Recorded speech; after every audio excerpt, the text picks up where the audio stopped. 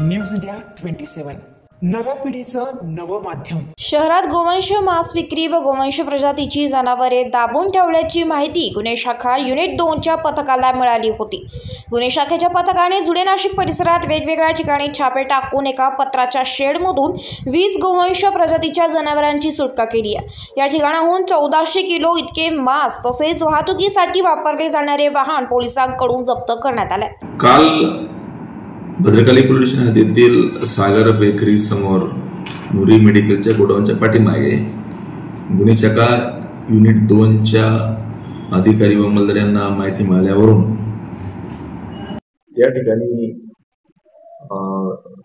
शोध घेतला असता त्या ठिकाणी जवळपास 1400 किलो गोमांस व 20 जिवंत जनावरे घेऊन आले। त्याचबरोबर एक वाहन घेऊन आला।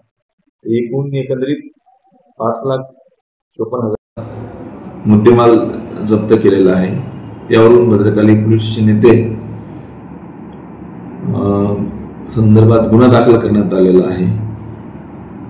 ते यामध्ये गुन्हे शाखा युनिट 1च्या अधिकारी अंमलदारांनी चांगली कामगिरी केलेली आहे। सर त्याचे आरोपी ते सरेत आहे का सर ह्या कारवाई किंवा ह्या कारवाईमध्ये एकूण 13 आरोपी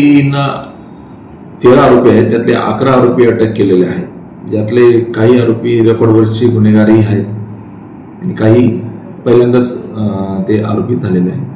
न्यूज इंडिया 27 मराठी नाशिक।